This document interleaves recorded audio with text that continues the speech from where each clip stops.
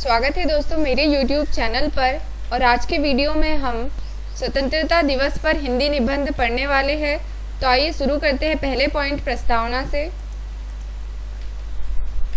15 अगस्त का दिन हमारे भारतीय लोकतंत्र और भारतीयों के लिए बहुत खास दिन है। इस दिन हमें अंग्रेजी हुकूमत से आज़ादी मिली थी। लगभग 200 वर्षों बाद हमारा देश अंग्रेजों के अत्याचार और गुलामी से 15 अगस्त सन 1947 को पूर्ण रूप से आज़ाद हुआ था। यह भारतीयों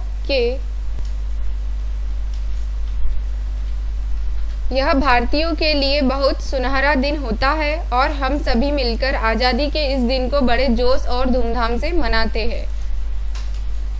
आज हमारे देश की आज़ादी को 74 वर्ष हो गए हैं, पर आज भी आज़ादी के उन पलों को याद कर हमारी आंखें नम हो जाती है। भारत के राष्ट्रीय त्योहारों में से एक है हमारा स्वतंत्रता दिवस, एक ऐसा दिन जब भारत आज़ाद हुआ था।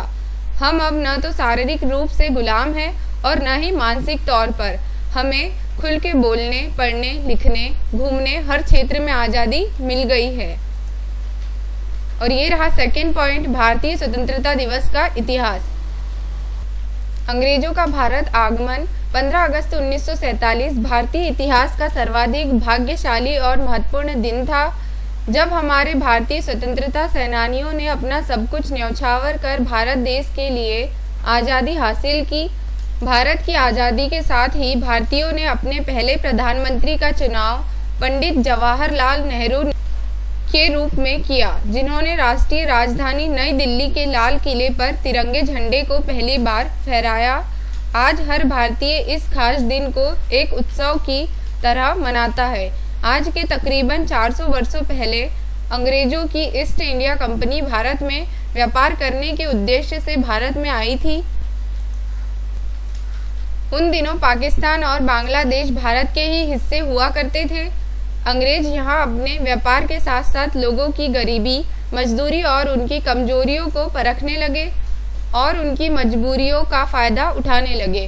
अंग्रेजों ने धीरे धीरे भारतीयों के मजबूरियों का लाभ उठाकर उनको गुलाम बनाकर उन पर अत्याचार करना शुरू कर दिया और मुख्य रूप से ये गरीब और मजबूर लोगों को अपने फर्ज तले दबा देते थे। फर्ज न चुकाने पर वो उन्हें अपना गुलाम बनाकर उन पर मनमाना काम और अत्याचार करने लगे। एक एक करके राज्यों और उनके राजाओं को अपने अधीन करते चले गए और लगभग पूरे भारत पर अपना नियंत्रण कर लिया। और ये रहा दोस्तों अगला पॉइंट, भारतीयों पर अत्याचार। अंग्रेजों का भारत पर कब्जा करने के दौरान वे लोगों पर अत्याचार करने लगे, जैसे मनमाना लगान वसूलना, उनके खेतों व अनाजों पर कब्जा कर लेना इत्यादि। इसके कारण यहाँ के लोगों को उनका बहुत अत्याचार सहना पड़ा था। जब वे इस अत्याचार का विरोध करते थे तो उन्हें गोलियों से भून दिया जाता था, जैसे कि जलियांवाला कांड हुआ। अंग्रेजी हुकूमत के खिलाफ भारतीयों का गुस्सा। अंग्रेजों का भारतीयों के प्रति रवैया और उनका अत्याचार दिन प्रतिदिन बढ़ता जा रहा था और भारतीयों में उनके प्रति गुस्सा और बदले की आग भी बढ़ती जा रही थी। अंग्रेजों के इस बर्बरतापूर्ण रवैये की आग पहली बार सन 1857 में मंगल पांडे के विद्रोह के रूप में देखी गई। मंगल पांडे के इस विद्रोह के कारण उन्हें मार दिया गया। इससे लोगों में अंग्रेजों के प्रति गुस्सा और बढ़ता गया और नए नए आंदोलनों के रूप सामने आने लगे। आज़ादी की मांग। अंग्रेजों के बढ़ते अत्याचार को लेकर लोगों में गुस्सा और अपनी आज़ादी की मांग सामने आने लगी, जिसके कारण कई आंदोलन और अंग्रेजी सरकार के खिलाफ झड़प की घटनाएं बढ़ती रही। आज़ादी की मांग सबसे पहले मंगल पांडे ने 1857 में विरोध करके किया और इस वजह से उन्हें अपनी जान गंवानी पड़ी। धीरे धीरे अंग्रेजों के अत्याचार से आज़ादी के मांग की आवाज़ें भारत के अन्य जगहों से भी आने लगी। स्वतंत्रता के लिए स्वतंत्रता सेनानियों का महत्वपूर्ण योगदान। भारत को अंग्रेजों के अत्याचार से आज़ादी दिलाने के लिए कई स्वतंत्रता सेनानियों ने अपना बलिदान दिया है। उनमें से सबसे अतुल्य योगदान महात्मा गांधी का रहा है। भारत पर लगभग 200 वर्षों से शासन कर रहे ब्रिटिश हुकूमत को गांधी जी ने सत्य और अहिंसा जैसे दो हथियारों से हारने पर मजबूर कर दिया। महात्मा गांधी ने सत्य और अहिंसा को ही अपना हथियार बनाया और लोगों को भी प्रेरित किया और लोगों को इसे अपनाकर अंग्रेजों के अत्याचार के खिलाफ लड़ने के लिए कहा।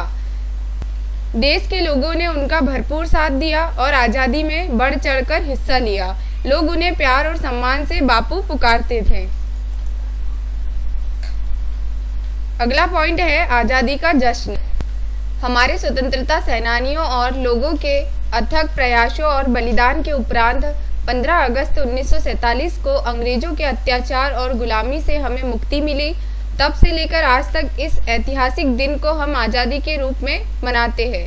आज़ादी के इस राष्ट्रीय पर्व को देश के कोने कोने में मनाया जाता है। सभी सरकारी निजी संस्थानों, स्कूलों, ऑफिसों और बाजारों में भी इसके जश्न की रौनक देखी जा सकती है। स्वतंत्रता समारोह का यह जश्न दिल्ली के लाल किले पर भारत के प्रधानमंत्री द्वारा राष्ट्रीय ध्वज तिरंगे को फहराया जाता है और कई अन्य सांस्कृतिक कार्यक्रम भी आयोजित किए जाते हैं। इस दिन हर तरफ सभी लोग देशभक्ति के माहौल में डूबकर जश्न मनाते हैं। आज़ादी का रंगीन पर्व। स्वतंत्र भारत में इस पर्व को मनाने के तरीके अलग अलग हैं। हफ्ते भर पहले से बाजारों में रौनक आ जाती है। कहीं 3 रंगों की रंगोली बिकती है तो कहीं 3 रंगों की लाइटें। पूरा समा ही मानो इस रंगों में समा जाता है। कहीं पर खुशी का माहौल होता है तो कहीं देशभक्ति गीतों की झनकार। पूरा देश नाचते गाते इस उत्सव को मनाता है। लोग खुद भी झूमते हैं और दूसरे को भी नाचने पर मजबूर कर देते हैं।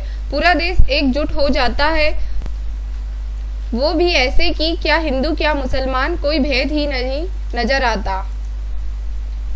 और ये रहा दोस्तों लास्ट पॉइंट, उपसंहार। यह पर्व हमें अमर वीरों के बलिदान के साथ साथ इतिहास को न भूलने का स्मरण कराता है ताकि दोबारा किसी को व्यापार के बहाने शासन का मौका न दिया जाए और आज के युवा पीढ़ी का परिचय उनके गौरवपूर्ण इतिहास से कराया जाए। भले ही स्वतंत्रता दिवस मनाने के सबके तरीके अलग हो, मकसद एक ही होता है। सब मिलजुल कर एक दिन देश के लिए जीते हैं और स्वादिष्ट पकवान खाते हैं और मित्रों को मुबारकबाद देते हैं। जैसा कि स्वतंत्रता दिवस हमारा राष्ट्रीय पर्व है, इस दिन के लिए राष्ट्रीय अवकाश घोषित किया गया है और स्कूल, कॉलेज, सरकारी कार्यालय सब बंद रहते हैं। लेकिन यह लोगों का उत्साह ही है जो इस दिन को मनाने के लिए सब एकजुट होते हैं और बड़े हर्षोल्लास के साथ हर वर्ष स्वतंत्रता दिवस समारोह का आयोजन किया जाता है। तिरंगा फहराया जाता है और मिठाइयाँ भी बांटी जाती है। तो दोस्तों यहाँ आपका निबंध कंप्लीट होता है। अगर आपको वीडियो अच्छी लगी है तो वीडियो को लाइक ज़रूर करें, साथ ही चैनल को सब्सक्राइब कर लें ताकि आने वाली अगली वीडियोस की नोटिफिकेशन आपको मिलती रहे और आप ऐसी ही वीडियोस देखते रहें। वीडियो देखने के लिए धन्यवाद। मिलते हैं ऐसी ही वीडियो के साथ अगली वीडियो में।